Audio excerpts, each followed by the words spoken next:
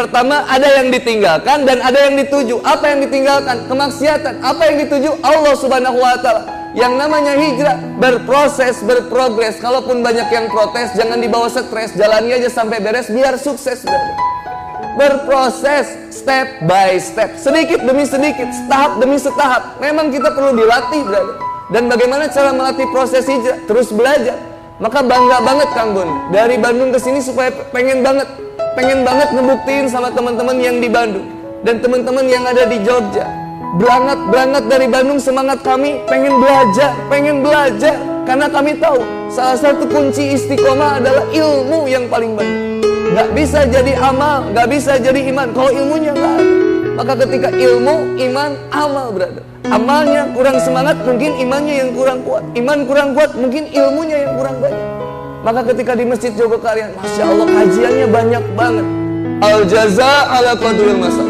Allah memberikan balasan sesuai dengan tingkat kesulitannya. Kalau makin sulit mendapatkan nikmat belajar, nikmat hijrah, ini makin besar lagi balasannya. Banyak akhwat yang datang ke kajian ditanya sama orang tuanya, mau kemana? Mau kajian terus setiap hari. Enggak bosen apa? Gitu. Ada yang laki-laki datang ke kajian, ngorbanin teman-temannya, bro kemana bro? Gua mau kajian. Sok suci, gitu sih. Sok alim. Sampai ada misalkan, mohon maaf, kalau di keningnya ada biru sedikit, ada tapak kening biru, disebut sama temannya, lu digigit kobra di mana bro? Masya Allah.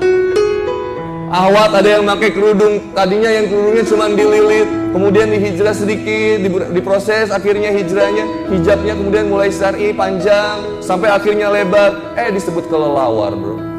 Udah rada panjang sedikit, ada yang pakai cadar, ketika pakai cadar diteriakin sama temennya, kata gua dalamnya cowok itu.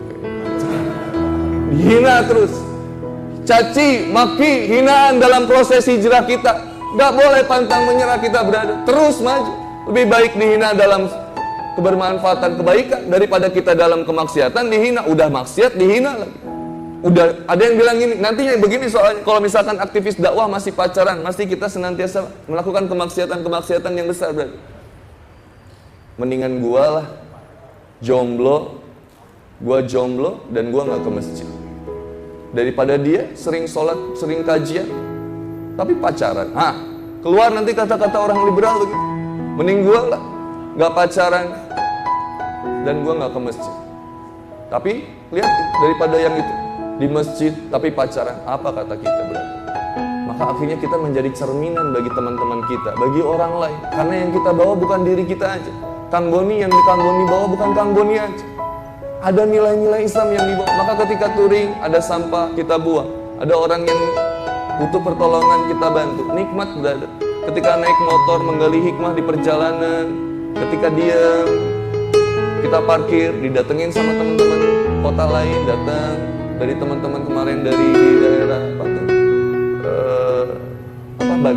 Brebes, Banyumas. Di Banyumas didatengin sama teman, kan udah makan belum? Udah minum belum? Ayo mau istirahat di tempat kami istirahatnya. Masya Allah, baik terus asik banget. Karena ketika menerapkan nilainya, kita ngebawa nilai-nilai Islam. Makanya tagline-nya Muslim on Wheels, Ride for Syiar. Ride hard, pray hard. Bukan susah sholat ya. Ride hard, pray hard. Ride for Syiar. Kemana-mana kita bawa syiar. Setiap sampai di satu wilayah, kita ajak mereka untuk sholat. Kita ajak mereka untuk lebih dekat kepada Allah. Karena kita tahu, kita juga dulunya punya masalah. Karena kita juga tahu, kita sebelum hijrah juga repotnya luar biasa berada. Asli, kita dihina. Para bikers dulu kita sebelum berhijrah, masa lalu yang kelak yang kajian ditanya sama orang gue, tahun 2012 yang dulu, Masya Allah, kajian terus setiap hari, nggak bosan. Saya nikah dengan seorang wanita. Ada yang laki-laki datang ke kajian, ngorbanin teman-temannya, bro kemana bro? Gua mau kajian. Dulu saya nikah tahun 2012. Soal kemudian saya datang, sampai ada misalkan, mohon maaf, kalau di keningnya ada biru sedikit. Kemudian saya lihat, ada tapak kening biru, disebut sama temannya, lu digigit kobra di mana bro? Turun dari kajian, saya datangin. Awal ada yang pakai kerudung, tadinya yang kerudungnya cuma dililit, kemudian dihijrah sedikit, diproses, akhirnya hijabnya kemudian mulai syar'i, panjang, sampai akhirnya lebar, disebut kelelawar. Udah ada panjang sedikit, ada yang pakai cadar, ketika pakai cadar diteriakin sama temannya, didatengin sama temannya, pakai elf, duduk di depan. hina terus. Elf itu bawahnya luar biasa. Caci, maki, hinaan dalam proses hijrah kita. Sampai Panjalu Kang Boni turun ketemu rumah kakeknya. Ketika turun di rumah kakeknya, ini kisah nyata. Kakeknya keluar dari rumah, ngelihat saya baru turun dari elf. Kakeknya punya anjing di luar halaman, dipanggil anjingnya, Boni, Boni, Boni, Boni. Daripada dia sering sholat, sering kajian. Ini ke siapa? Keluar Boni, ketika Boni, kata orang Boni. liberal, Nama anjingnya Boni. mending pulang lah. Begitu masuk ke rumahnya baru ngobrol, ada apa gitu ya, kalau orang Sunda ada apa, punya maksud Tapi apa, punya lihat, bahasa daripada yang Sundanya. di masjid tapi pacaran, apa kata kita? Kayak Jawa di Indonesia, translate Tapi ada kita maksud menjadi apa sih? cerminan Kemudian saya katakan, kita. saya sayang Orang sama lain. anak, Karena saya yang cinta kita sama bawa anak, bukan diri kita. saya ingin menikahi Kang cucu Boni kami. yang Kang Boni bawa bukan Kang Sudah Boni tadi, aja. tanya ke Ada istri, nilai-nilai ke barang, yang ke barang, ketika ya ke kering, jenis. ada sampah Maaf, kita buang, Fendi, ada orang ini yang ada butuh pertolongan kita bantu, nikmat brother. Mau nikah Ketika sama naik kamu. motor menggali hikmah di perjalanan, ketika dia diterima akhirnya didatengin sama 6 bulan, setahun nikah. Ketika sudah menikah ternyata istri membeli kucing dalam karung.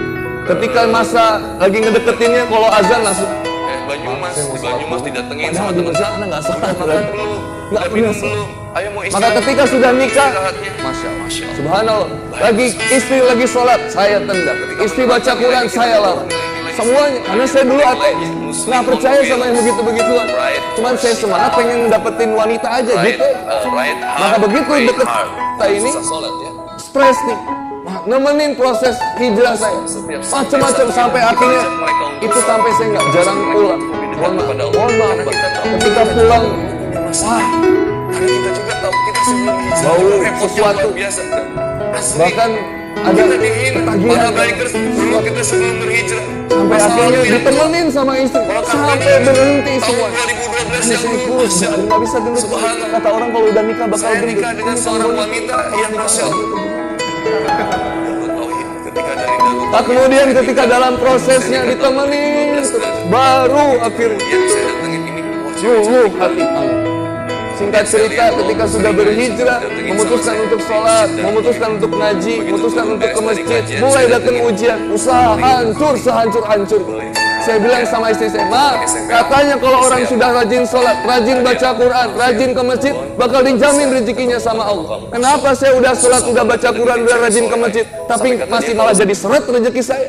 Malah jadi nggak ada usaha saya, malah jadi hancur usaha saya. Sampai Panjalu Kang Boni turun ketemu rumah kakeknya. Ketika turun di rumah kakeknya, Mas, ini kisah nyata.